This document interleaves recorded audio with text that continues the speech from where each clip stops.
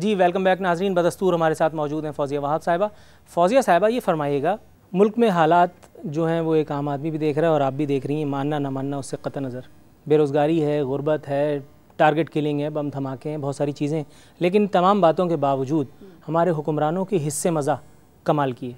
वो क्या है? इलेक्शन कमीशन ऑफ पाकिस्तान में वज़ीर-ए-आज़म गिलानी की असासाजात की डिटेल जमा कराई गई और उसमें ये इंकशाफ किया गया कि वज़ीर-ए-आज़म गिलानी के पास अपनी ज़ाती गाड़ी नहीं है। ये इस किस्म के बेहुदा लतीफ़े ये सुनाते हैं हुकूमती अम्मा। इसमें ऐसी क्या बात है? वज़ीर-ए-आज़म के पास अपनी गाड़ी नहीं? नहीं? देखिए ना, मेरे पास भी कोई गाड़ी नहीं है। आप यहाँ आई कैसे? हाँ, बेटे की गाड़ी है, शौहर की गाड़ी है, मेरा नाम नहीं है कोई गाड़ी। वज़ीर-ए-आज़म पाकिस्तान के पास गाड़ी नहीं है, ये कैसे मुमकिन हो सकता है? वज़ीर-ए-आज़म ने गाड़ी नहीं ली होगी, उनके बेटों ने खरीद ली होगी या उनके नाम पे खरीद ली होगी। देखिए ना, जब मैं इलेक्शन कमीशन में कोई चीज़ जमा कराऊंगी तो वही चीज़ जमा कराऊंगी जो मेरे नाम है, मेरे नाम नहीं है। ये टैक्टिक भी तो हो सकती है। इसको टैक्टिक कह दो, कुछ कह दो।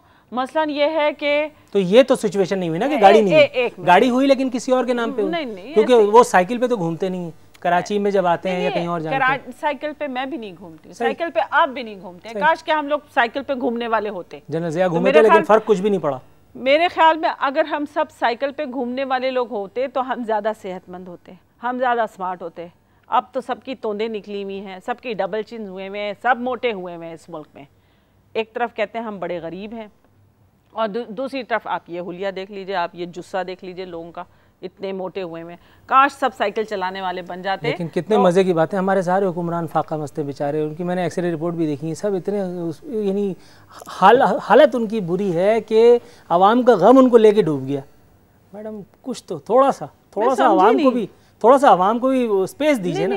मैं समझी नहीं। आपको आवाम की डबल चेन उनकी तोंद नज़र आ रही है, लेकिन आपको उनके जो हुक्मरान हैं उनका वो लाइफस्टाइल, वो शाहाना अंदाज़ ज़िंदगी वो नज़र नहीं आ रहा।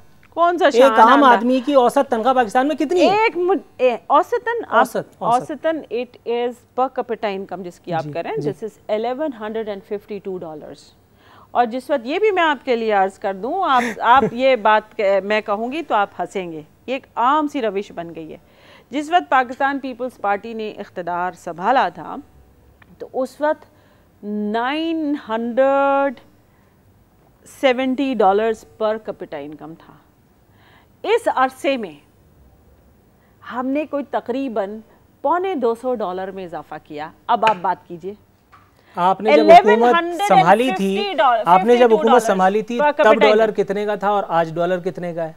एक बात तो ये भी है, उस वक्त ये डिक्लेयर नहीं हुआ था कि पाकिस्तान ने उसामा बिन लादेन को संभाल रखा है। मैंने देखिए आपकी दौरे हुकूमत में उसामा बिन लादेन एबटाबाद की पहाड़ियों से निकला। ऐसे तो बहुत से कारनामे आपके खाते में। 1152 का जो जिक्र किया वो मैंने रुपयों में नहीं किया जो तुम मुझे डॉलर का ताना दे रहे हो।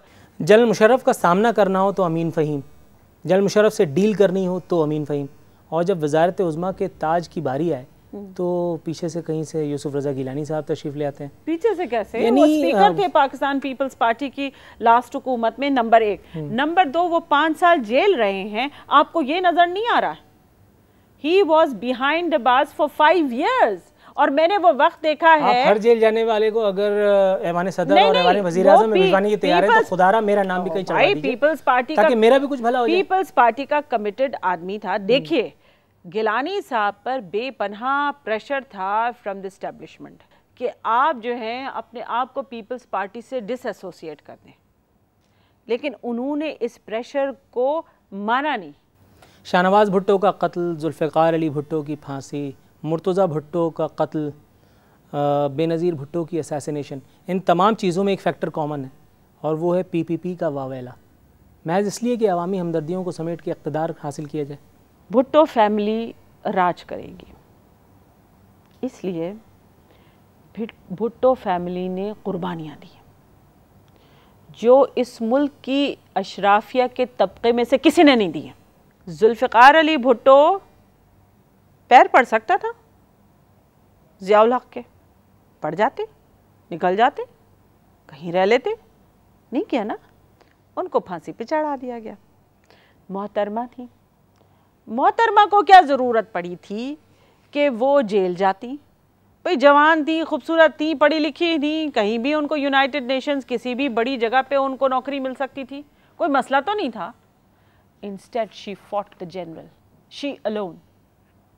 और वो चैलेंज उनको करती रही, जिसकी फिर आपने देखा जो कुछ तारीख़ का वो हिस्सा बनी है। इस मुल्क में हमारी जो एलीट है उसने पर्सनल सेक्रीफाइसेस नहीं किए, उसने अपनी जेबें भरी हैं, उसने अपने न्यारों और प्यारों को नवाजा है, अपने आप को मजबूत किया है, लेकिन उसने अपने इलेक्टोरेट को मजबूत नहीं किया है। और मोहतरमा बेनज़ीर भुट्टो, शहीद जुल्फ़िकार अली भुट्टो, ये वो लोग हैं जिन्होंने अपने बिलीव्स, अपनी कमिटमेंट की वजह से अपनी जानें दे दी। This is the difference between the Bhuttos and the rest of the elites, and therefore they will continue forever एवर। नाजरीन, ये थी मोहतरमा फौजिया वहाब, जिन्होंने अपना मौक़िफ़ आपके सामने बयान किया। लेकिन जाते जाते हबीब जालिब का एक शेर आपकी खिदमत में पेश करना चाहूँगा। हम असीरों की जो कहते हो रिहाई होगी, हम असीरों की जो कहते हो रिहाई होगी, ये ख़बर झूठ है दुश्मन ने उड़ाई होगी। हम गरीबों का अमीरों पे अभी तकिया है, हम गरीबों की अभी और पिटाई होगी। जागिए इससे पहले कि मार का एहसास तक मिट जाए। फ़ी अमानिल्लाह।